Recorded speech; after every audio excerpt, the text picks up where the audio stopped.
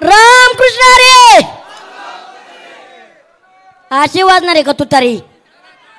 रामकृष्ण हरी. रामकृष्ण हरी. हा आवाज पाहिजे. प्रथमतः सर्व मिरजगावकरांना नमस्कार करतो. आणि आता ज्या आमच्या आयोजक सरांनी सांगितलं, मी नगरचा भूमिपुत्र आहे, पण सभेला सुरुवात करण्याआधी सांगतो, मी ओरिजिनल भूमिपुत्र आहे. हाँ, ओरिजिनल भूमिपुत्र है. समझने वालों को इशारा काफी होता है, जास नाही. चला पुढे जाऊया. डॉक्टर बाबासाहेब आंबेडकर, जिजाऊ माता सावित्रीबाई फुले, महात्मा ज्योतिराव फुले आणि मराठी माणसाने जगावं कसं, मराठी माणसाने जगावं कसं आणि मराठी माणसाने या मातीसाठी लढावं कसं शिकवणारे छत्रपती शिवाजी महाराज आणि छत्रपती संभाजी महाराज यांना थोर विम्र अभिवादन करतो आणि माझ्या भाषणाला सुरुवात करतो. आता माझी भाषण झाल्याच्या नंतर काही माणसं म्हणतील, कसे बऱ्याच व्यासपीठावर मी बघतो की बाहेरची माणसं बोलताना दिसतात, पण इथं जरी दिसलं तरी मी लय लांबचा नाही. मी फक्त कर्जत ते मिरजगाव लय तर लय 15 किलोमीटरचं अंतर असेल. त्यामुळं जे काय असेल ते सत्यच असेल. आणि तुम्हाला तर माहिती आहे, आपल्या रक्तात फ्युरी नाही. आज मी आवर्जून छत्रपती शिवाजी महाराजांचं नाव घेतलंय आणि राष्ट्रवादी काँग्रेस पार्टीचे शरदचंद्रजी पवार साहेब आणि कर्जत जामखेडचे तरुणांचे दिलदार नेतृत्व आणि ज्यांच्याकडे बघितलं की कामाची उमेद मिळते असे रोहित दादा. आज मी शरद पवार साहेबांचं नाव का घेतलं आणि छत्रपती शिवाजी महाराजांचं नाव का घेतलं? मला कुठल्याही राजकीयावर टीका करायची नाही. मला बोलताना एकच बोलायचंय, आताही कुणाचं सरकार आहे अख्खी जनता बघते, पण छत्रपती शिवाजी महाराजांच्या काळात एक कर्जमाफी झाली आणि शेतकरी राजा म्हणजे शरदचंद्रजी पवार साहेब यांच्या काळात सरसकट कर्जमाफी झाली. मग मला सांगा शेतकरी बांधवांनो, कुणाच्या काळात काय झाले आणि कुणाच्या काळात काय नाही झालं? आता मला येताना इथले रोहित दादा इथले कार्यकर्ते मला म्हणत होते, घनश्यामजी तुम्ही डायरेक्ट स्टेजपर्यंत गाडीने या. पण मी म्हणलं मी काही गाडीने येत नाही, कारण इथं जेव्हा काचेतून हात धावतात त्याला किंमत नाही, हातात हात घेणाऱ्याला किंमत आहे. त्यामुळं मी तर काही माझ्या गाडीच्या काचाच ठेवलेल्या नाहीत. हां, इथं टू व्हीलरवर फिरणारी माणसं आहेत, टू व्हीलरवर मुलांच्या सायकलवर फिरणारी माणसं आहेत. आपली फोर व्हीलर कुठं धाविता? तरी एक कार्यकर्ता लय उतावी होता, म्हणलं खांद्यावर बसा. बरं, त्यांच्या मनात आम्ही बसल्यामुळे त्यांनी आम्हाला खांद्यावर घेतलं. आणि आज ही तमाम मिरज गावात जी सभा भरते ही दादा प्रचाराची सभा नाही, ही सभा विजयाची सभा आहे.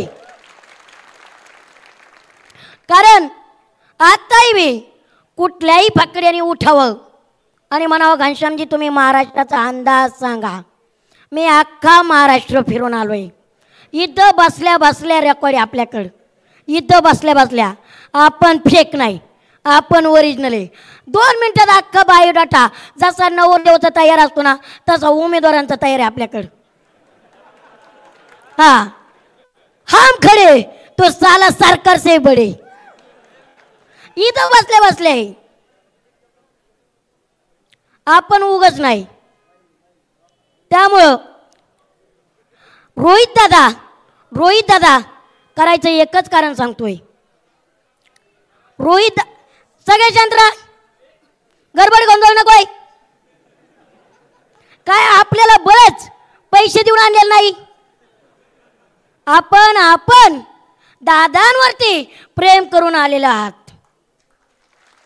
त्यामुळं गडबड गोंधळ करायचं नाही. मला मुद्दा एक सांगायचा आहे. जेव्हा रोहित दादांनी कर्जत जामखेड या चौकात रोहित दादांनी रस्त्याचा व्हिडिओ केलता, सगळ्यांनी बघितलंय ना? बघितलंय का? रस्त्यात खड्डे होतं का खड्ड्यात रस्तं होतं? आणि आत्ता मी मागच्या आठवड्यात कौल गेलोय, गाड्या सुसाट धावत होत्या त्या रस्त्याने. आणि मला आत्ता जे 2-4 भाषणापूर्वी बोलले उत्तम डाके साहेब, निकुताईचा भाऊ कुठे सर? जाऊ द्या, ते मला म्हणले निकुताईचा भाऊ.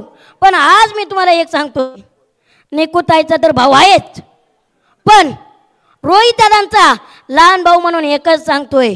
आणि रोहित दादांकडून थांबा, आधी शब्द तर ऐका, मग पुढे टाळे वाजवायच्या का नाही ठरवा. रोहित दादांच्या परस्पर मी एक शब्द घेतलाय दादांकडून.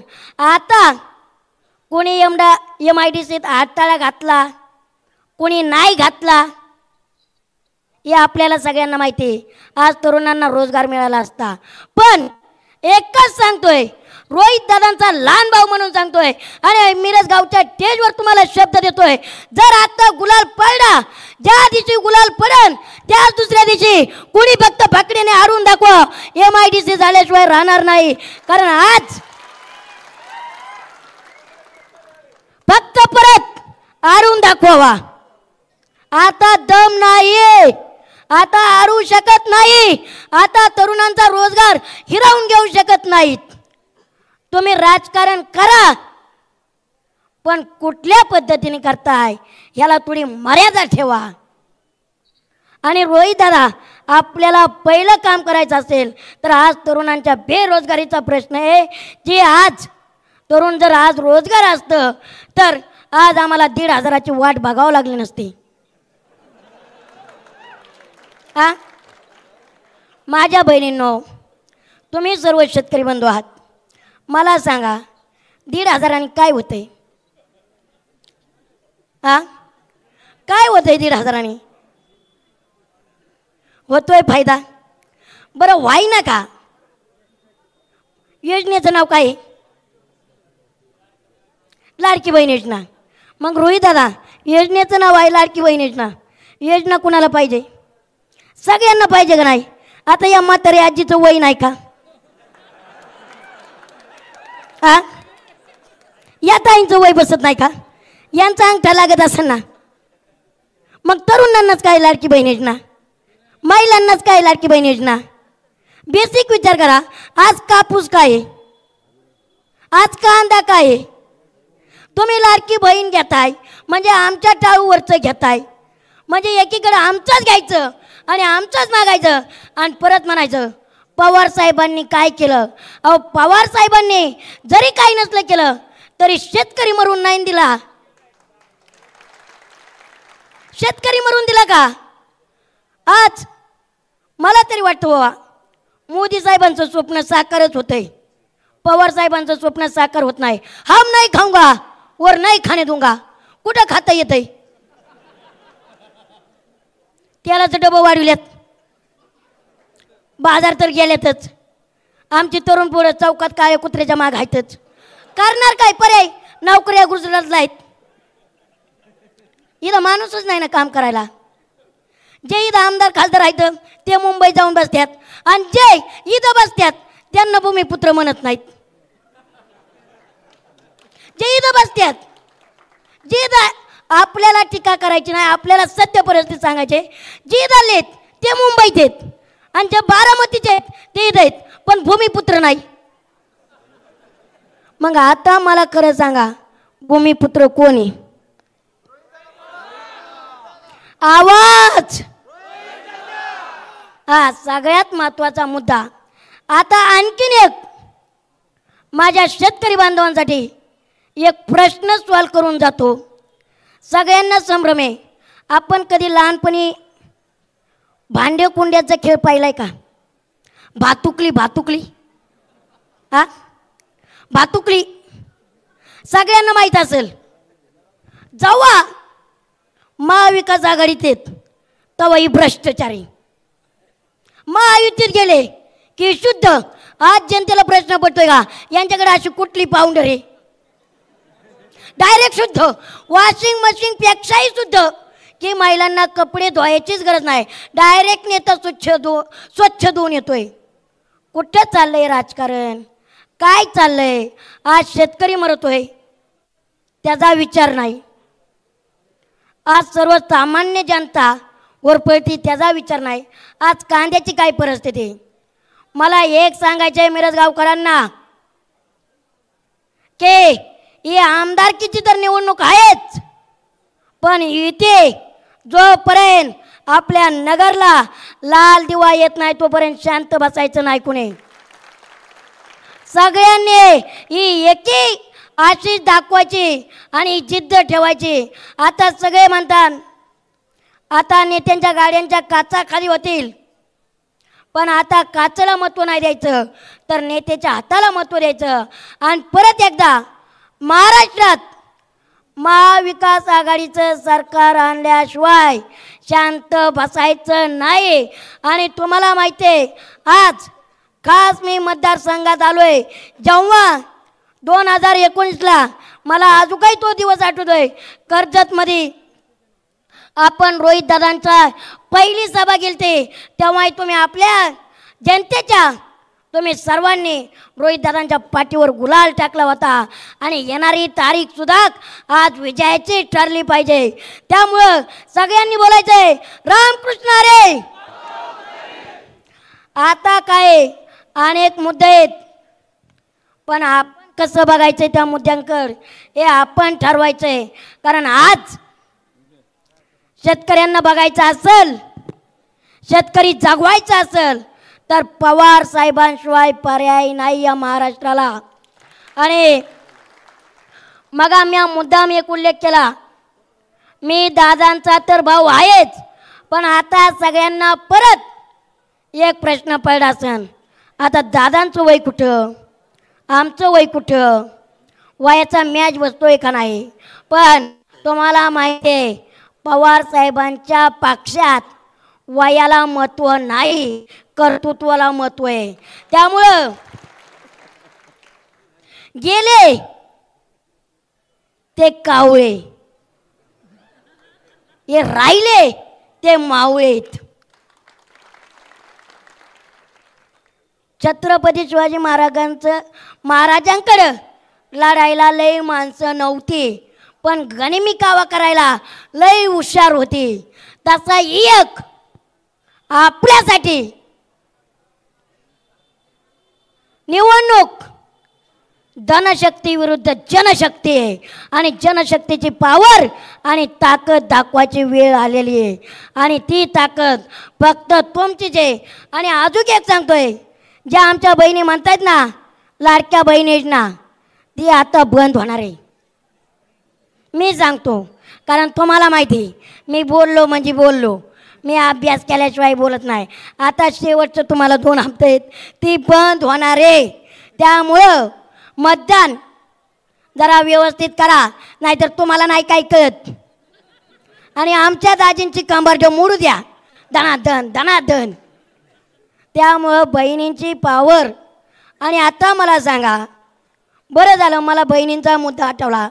बरं सरकारला जरी बहिणींनी साथ द्यायची म्हणलं दादा, तरी 3 भावापैकी कुठल्या भावाला साथ द्यायची बरं?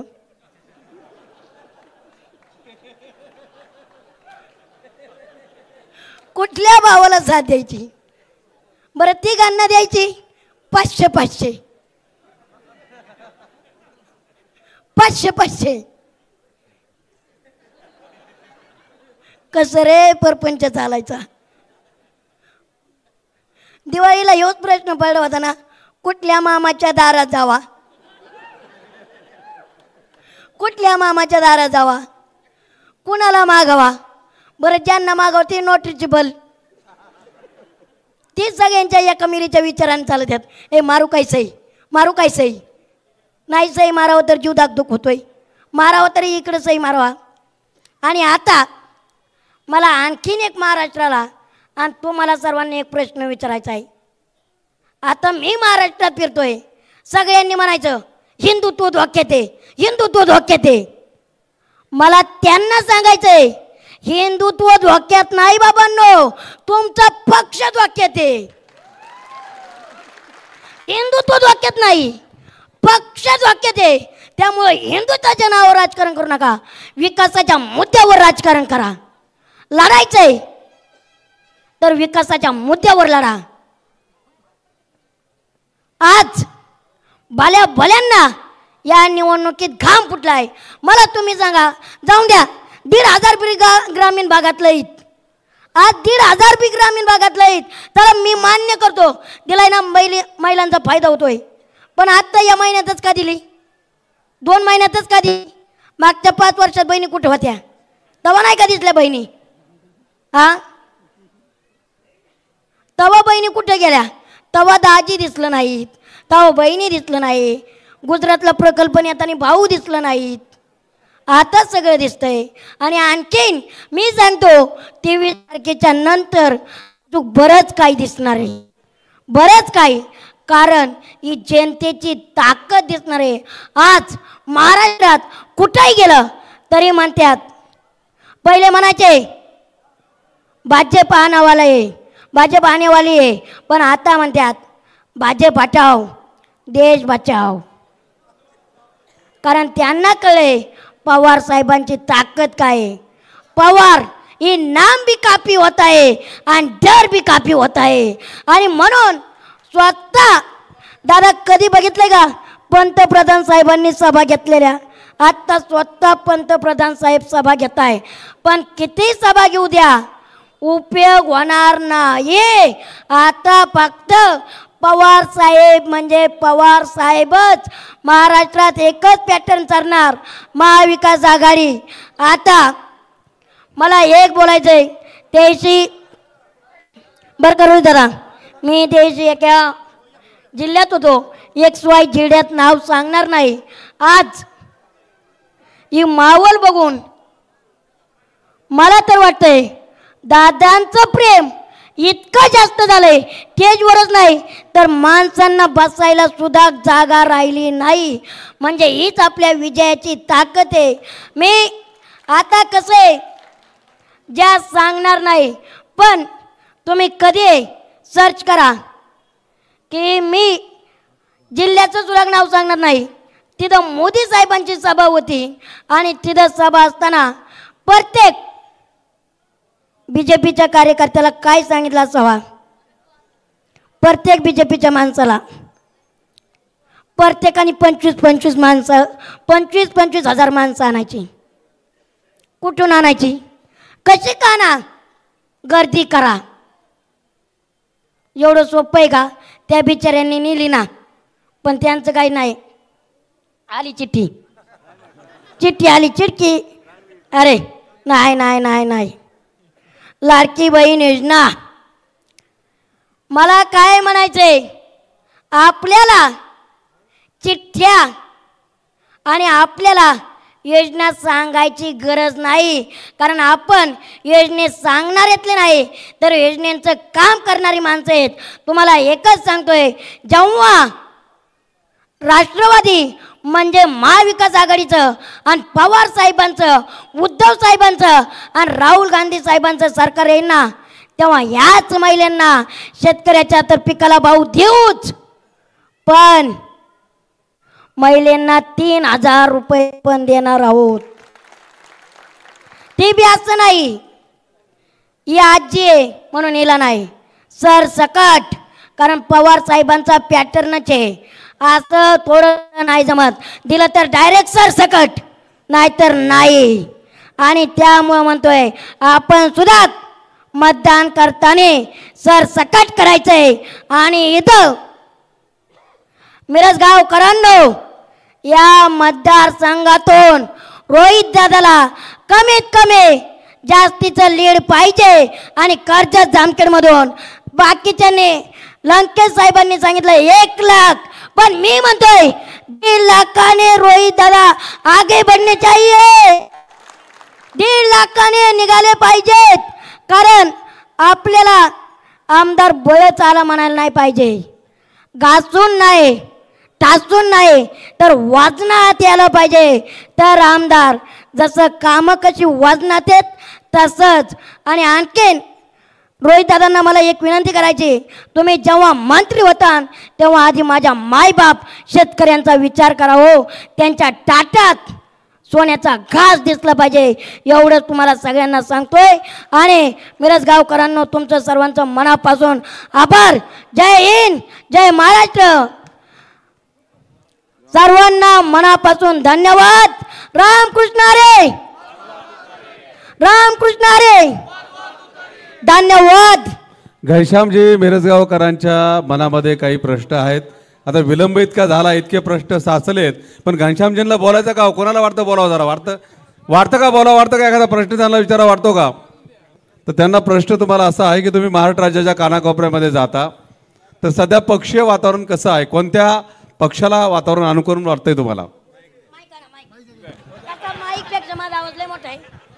तसा माईकपेक्षाही माझा आवाज लय मोठा आहे, तसं गरज नाही. पण कुठल्या पक्षाला अनुकूल वातावरण वाटण्यापेक्षा एकच सांगन, भल्या भल्या नेत्यांना घाम फुटला आहे. आणि तुम्हाला एक या मिरज गावातून शब्द देतोय, महाविकास आघाडीचं सरकार येणार म्हणजे येणार. कारण ही महाराष्ट्रातली जनता अशी नुसती मतं देत नाही तर निष्ठा सुद्धा देते. म्हणजे निष्ठा नाही, इकडं फक्त निष्ठी चालू आहे. त्यामुळं हे राजकारण गुवाहाटीला जाणं ते महाराष्ट्राच्या जनतेला पटलेलं नाही. सरकार येणार ते म्हणजे महाविकास आघाडीचंच. धन्यवाद. महाराष्ट्र राज्यामध्ये खरं तर पवारसाहेबांची साथ अनेकांनी सोडली, पण पवारसाहेबांच्या विचारांचे शिलेदार म्हणून राजकारणामध्ये ज्यांना आपण मानतो आहेत ते कर्जत जामखेड विधानसभा मतदारसंघाचे कर्तव्यदक्ष आमदार आदरणीय रोहितदादा पवार यांनी सावलीसारखे त्यांच्या बरोबर आहेत. तुम्ही राज्यामध्ये अनेक ठिकाणी बघतात, तुम्हाला काय त्यांचा अनुभव तिथं वाटला? नक्कीच या वाक्याला मी एकच म्हणेन की पुन्हा एकदा फिरसे रोहित दादाच. कारण रोहित दादांशिवाय कर्जत जामखेडला पर्याय नाही. कारण मी सुरुवात करतानाच अशी सुरुवात केली, काचेतून हात करणारा माणूस नकोय तर हातातला हात देणारा माणूस पाहिजे. त्यामुळं रोहित दादा आणि मला तर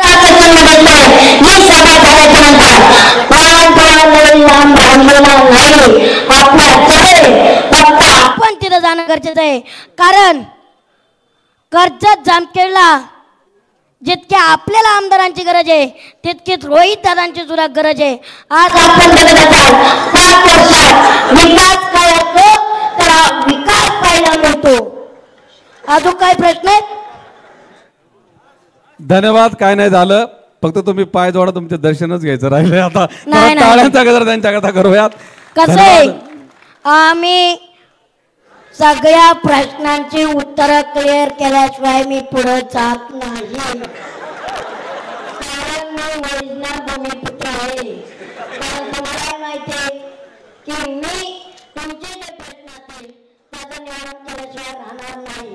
आणि त्यामुळं तुमच्या मनापासून आभार. जरी घाबरत मला प्रश्न विचारले असले तरी इच्छा आहे.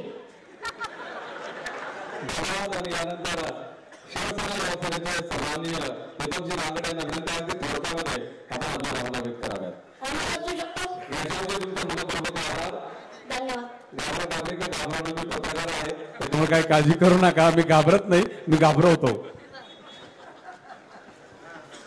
महाराष्ट्राची कुलस्वामिनी आई